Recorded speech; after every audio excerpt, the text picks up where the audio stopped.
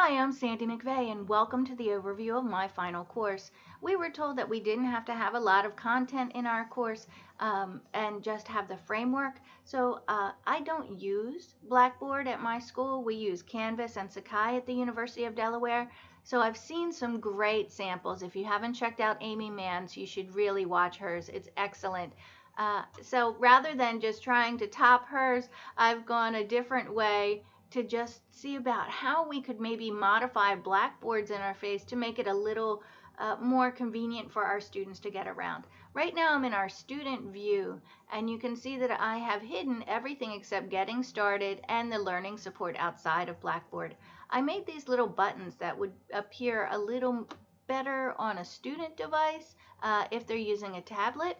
And I also made a different page for Meet the Instructors so I can make it more graphical. The one that's built in is very text-based and only affords a small picture.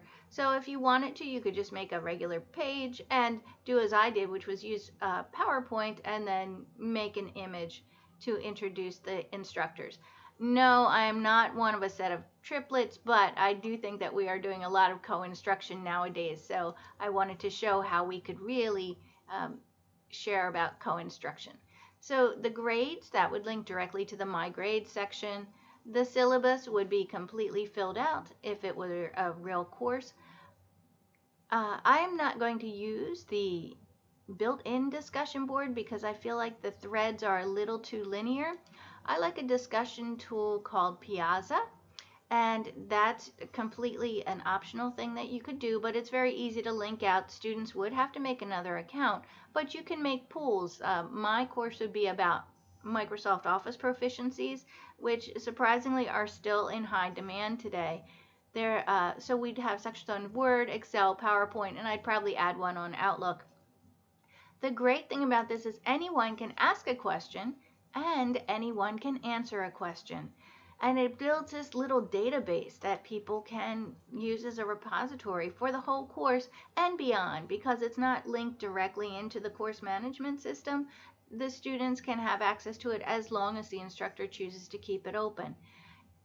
At the University of Delaware, we often have classes with hundreds of students, sometimes 400 students, 600 students in multiple sections of the same course, with TAs helping to moderate. This makes for a very, very rich environment. You can do office hours online where students can ask questions and you have an office hour section. And then other students can come back and read what was discussed during office hours. If you have questions about particular homework assignments, they can be grouped together. You can do exam reviews. It's really a very, very agile and easy to use system. So I really like Piazza.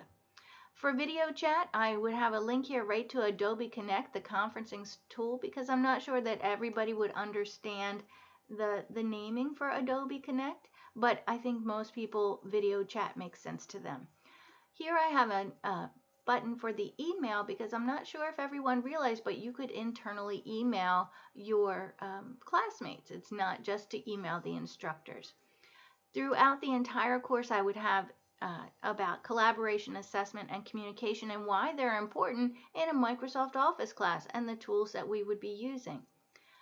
The other thing I would probably be doing, I'm going to exit the preview, is rearranging modules as they come up. So really this would be my introductory module, and I would move that just under the buttons to welcome them in. So that's a really nice advantage of using the modules, is that you can just slide them around so that when students come in, they don't have to do a lot of scrolling. They know exactly the top module is the one that we're focusing on this week. I've also taken the advantage of using some of the selective or adaptive release type things. I would highly suggest that you use them because they're just wonderful. Not only can you track the number of views for a certain module, which is always helpful as far as statistics, what are the students revisiting, but you can say don't display it to a certain date. You don't want to display something until you've already taught some fundamental concepts. So you can do that. You can also hide it after a certain date if you feel like your course is getting too full and students are getting lost. I think that's a wonderful thing as well. Selective release would be something that if it was an online learning environment where if they took a quiz and expressed or demonstrated proficiency with a quiz, then the next module would automatically open. So I would really suggest that you look into using those tools if they fit your course. You'll see here that I have hidden most of these because I turn them into links over here. So that's how you would hide any of these. I will caution you not to hide the getting started page because that does hide everything, even from you. I had to call IT for that. If you do hide that, there's a little drop down up here that would let you kind of get it back, that it's just not showing right now. But the IT department was great. So I hope this was helpful. It's been a pleasure working with you over the past few weeks, and maybe I'll see you in another class. Have a great day.